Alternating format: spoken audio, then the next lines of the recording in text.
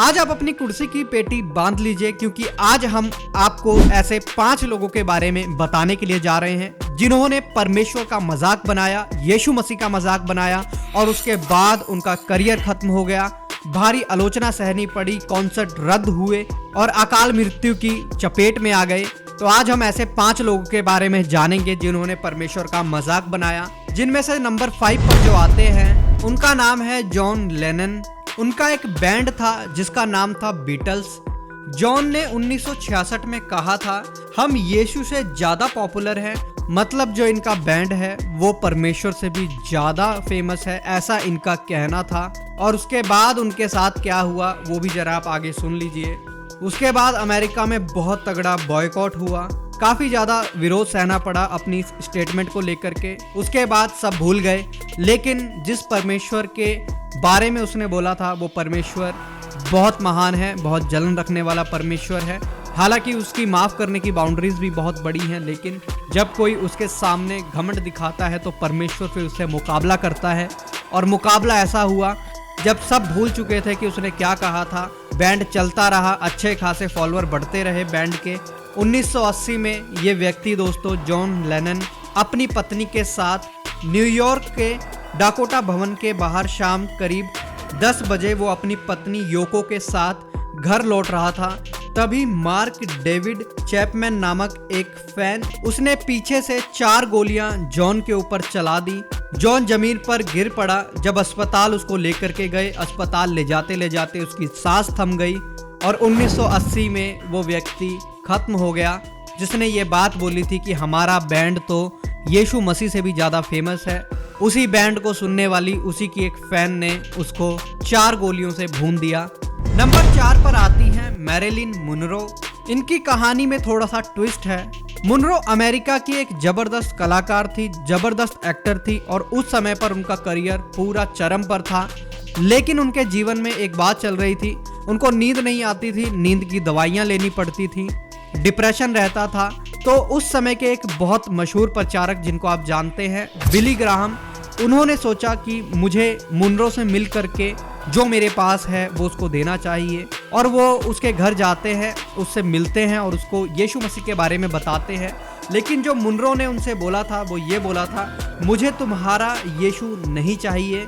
परमेश्वर का इतना बड़ा दास जिससे लोग तरसते थे मिलने के लिए, वो उसको मिलकर के परमेश्वर के बारे में बताने के लिए गया था। और मैं मानता हूं कि बिली ग्राहम को परमेश्वर ने ही कहा होगा कि जा करके मेरे बारे में बता, तभी वो एक ऐसी एक्टर से मिलने के लिए गए। लेकिन उन्होंने परमेश्वर को स्वीकार नहीं किया और हफ्ते भर बाद ही ओवरडोज लेने से मौत हो गई।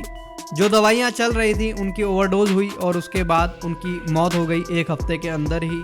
करियर तो चरम पर था, लेकिन जिसका करियर चरम पे था, जब वही नहीं बचेगी तो करियर भी कहाँ ही बचेगा। करियर भी खत्म हो गया, वो भी खत्म हो गई और लोग भूल गए। अगर अभी तक आप इस वीडियो को देख रहे हैं तो इसका मतलब आपको ये वीडियो अच्छी लग रही है, तो आप जरूर चैनल को सब्सक्राइब कर लें, हमारी इस वीडियो को ज्यादा से ज्यादा शेयर भी कर दे देखते ही देखते, ताकि और लोगों तक ये वीडियो पहुंच जाए। नंबर 3 पर आते हैं काजूजा। ये एक ब्राजीलियन सिंगर थे और अपने गाने में धुआं फूंक करके इस व्यक्ति ने ये बोला था, ये तेरे लिए है परमेश्वर। मतलब अपने होठों से सिगरेट को हटाया और जो वो धुआं फेंका, धुआं फेंकने के बाद बोला कि जो ये धुआं मैंने फेंका है ये परमेश्वर तेरे लिए फेंका है, अपने मुंह से निकाल करके। अब आप समझ सकते हैं ये कितना ही गंदा और घिनौना है कि एक जीवित परमेश्वर को इस तरीके से बोला जा रहा हो। उसके बाद साथ के साथ ही जो है रिजल्ट भी मिल गया। इन भाई साहब को गया और होने के बाद 32 साल की उम्र में ये चल बसे इस दुनिया से। जो करियर था, जो घमंड था, वो सब का सब खत्म हो गया। जिस परमेश्वर के ऊपर ये धुआं मार रहे थे उस परमेश्वर ने अच्छे से जो है धूल चटा दी। बाइबल ऐसा बताती है कि परमेश्वर के हाथों में पड़ना बहुत भयानक बात है। और हाथों में हम कब पड़ते हैं, जब हम ऐसी हरकतें करते हैं। आप दुनिया में कोई भी पाप करें, कुछ भी करें, परमेश्वर आपको माफ कर देगा, लेकिन आप जो माफ करने वाला है आपको, आप उसी की निंदा करेंगे तो फिर कैसे चलेगा। क्योंकि निंदा वही करता है जो अपने आप को उससे बड़ा समझता हो। जब हम उसको अपने आप से बड़ा समझेंगे तो हम उसकी निंदा कर ही नहीं सकते। हम ज़्यादा ही अपने आप को जब बड़े बनने लगते हैं तब हम परमेश्वर के लिए ऐसी चीज़ों को करते हैं और उसके बाद हमें रिजल्ट हमारे सामने देखने को मिल ही जाता है। जैसे इस ब्राजीलियन सिंगर को मिल गया। दोस्तों जो ये दोनों बाइबलें आप हमारे हाथ में देख रहे हैं ये काफ़ी ज़्यादा फेमस है और मैं आज आपको बताने वाला हूँ आपको ये वाली बाइबल लेनी चाहिए या फिर ये वाली लेनी चाहिए। दोनों का कंपैरिजन करेंगे कि आखिर आपके लिए कौन सी ज़्यादा बेहतर है। आपको मैं ज़रा दिखाना चाहता हूँ, जब आप दोनों बाइबल्स को देखेंगे तो इसमें आपको पता लगेगा क्रॉस वाली चैन मिलती है, आप इधर देख सकते हैं, जो कि बहुत सुंदर दिखती है, बड़ी स्टाइलिश बाइबल दिखती है। अगर आप इसको लेकर के कहीं पर भी जाएंगे तो ज़रूर लोग आपको नोटिस करेंगे, लेकिन इसके अंदर ऐसी कोई चैन नहीं मिलती है। लेकिन अब जो इसके अंदर मिलता है वो इसके अंदर नहीं है, वो भी मैं आपको दिखा देता हूं। आप थोड़ा यहां पर जूम करके मैं आपको दिखाना चाहता हूं, जरा आप यहां पर देखिए। ये जो कवर है देखिए, ये रेक्सिन मिक्स वाला कवर है, ये प्योर लेदर नहीं है, लेकिन जो ये मेहरून बाइबल है ये प्योर लेदर में आती है और ओरिजिनल कोरियन प्रिंट बाइबल है। और इन दोनों के ही जो पेज हैं गोल्डन मिलते हैं, दोनों में बुक्स बाहर लिखी हुई मिल जाती हैं। लेकिन मैं आपको बता दूं, आप अगर इनको यूज़ करना चाहते हैं तो ये वाली बाइबल आप तब यूज़ कीजिए जब आपको थोड़ी स्टाइलिश बाइबल चाहिए, आप कम यूज़ करते हैं, बाहर ले जाने के लिए, प्रीचिंग के लिए चाहते हैं तो आप ये ले सकते हैं। अगर आप ड्यूरेबल बाइबल चाहते हैं जो ज़्यादा समय तक चले और आपके साथ रहे तो वो आप ये वाली ले सकते हैं, क्योंकि इसका कवर जल्दी फटेगा नहीं, इसके कवर पे जल्दी कोई भी स्क्रैच या कुछ ऐसा नहीं होने वाला, क्योंकि प्योर लेदर की बाइबल है। अगर आप लेना चाहते हैं दोनों हमारे पास अवेलेबल है, स्क्रीन पर आपके नंबर चल रहे हैं, व्हाट्सएप के द्वारा आप हमसे कॉन्टैक्ट करें, चाहे इंडिया या इंडिया के बाहर कहीं पर भी हम आपको डिलीवरी करवा देंगे। जहां पर आप चाहते हैं मंगवा सकते हैं, पेमेंट ओनली एडवांस रहेगी। अगर आप मंगवाना चाहते हैं जरूर संपर्क करें। नंबर 2 पर जो आता है उसका नाम है जॉर्ज कार्लिन। ये एक स्टैंड अप कॉमेडियन था दोस्तों, और इस व्यक्ति ने बड़े आपत्तिजनक जो है जोक मारे थे यीशु मसीह के ऊपर।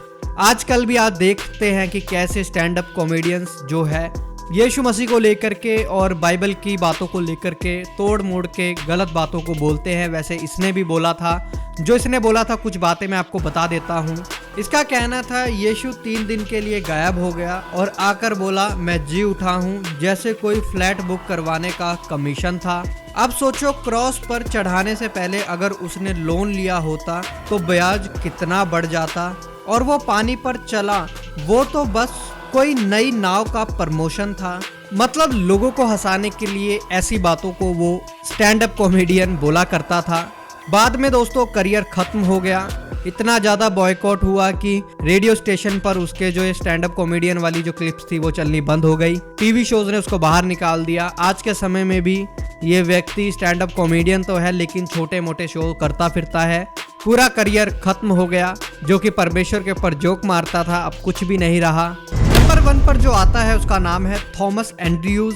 इस व्यक्ति ने एक जहाज बनाया था, खुद पर इतना भरोसा था कि इसने बोला भगवान भी इसे डुबो नहीं सकता। फिर जहाज पर चढ़ा, पहली यात्रा भी इसने उस जहाज के साथ की, पर जो वो जहाज था वो आइसबर्ग से टकराया, उसमें पानी भर गया।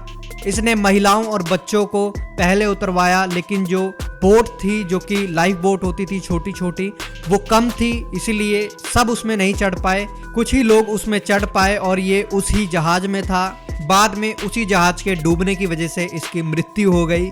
जिसने ये बोला था कि इसे तो परमेश्वर भी नहीं डुबा सकता, अपनी इंजीनियरिंग पे इतना ज़्यादा भरोसा था कि परमेश्वर को ही चैलेंज कर दिया।